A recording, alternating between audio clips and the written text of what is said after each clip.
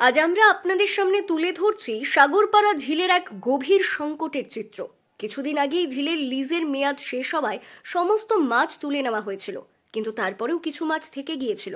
আর সেই মাছ ধরার জন্য আশপাশের গ্রামের কিছু সাধারণ মানুষ ও শৌখিন মৎস্যপ্রেমীরা ছিপ নিয়ে আসতেন।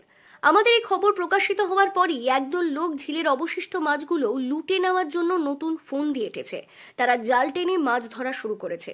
গত 3 থেকে 4 দিন ধরেই অবৈধভাবে মাছ ধরা চলছে। আপনাদের সামনে তুলে ধরা হচ্ছে সেই চিত্র। এই অসাধু চক্রের কারণে সবচেয়ে বেশি ক্ষতির শিকার হচ্ছেন সেই সব সাধারণ মানুষ যারা শুধুমাত্র ছিপ নিয়ে মাছ ধরতে আসছেন। তারা অভিযোগ করছেন সারাদিনে একটিও মাছ পাচ্ছেন না। তাদের আনন্দ এবং জীবিকা দুটোই এখন ঝুঁকির মুখে। ঝিলের মাছ কি তবে শুধু কিছু প্রভাবশালী লোকের একচেটিয়া অধিকার? লিজের মেয়াদ শেষ হবার পরেও কেন এই বেআইনি মাছ ধরা চলছে? কেন প্রশাসন এই বিষয়ে নীরব? গ্রাম বাংলা নিউজ সব সময় এই অন্যায়ের বিরুদ্ধে সোচ্চার। আমরা এই ঘটনার উপর নজর রাখছি। আরো বিস্তারিত তথ্যের জন্য আমাদের সঙ্গে থাকুন। আপনারা দেখছেন গ্রাম বাংলা নিউজ, সবার সাথে সবার পাশে। দুষ্টু মিষ্টু কেক শপ, দুষ্টু মিষ্টু কেক শপ। জন্মদিনের কেক মানে সাগরপাড়ার দুষ্টু মিষ্টু কেক শপ।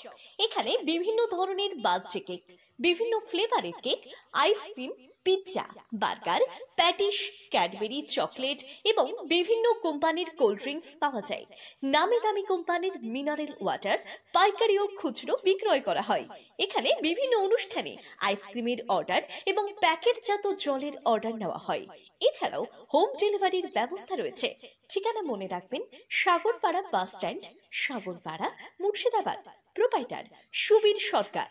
যোগাযোগ 7872884922।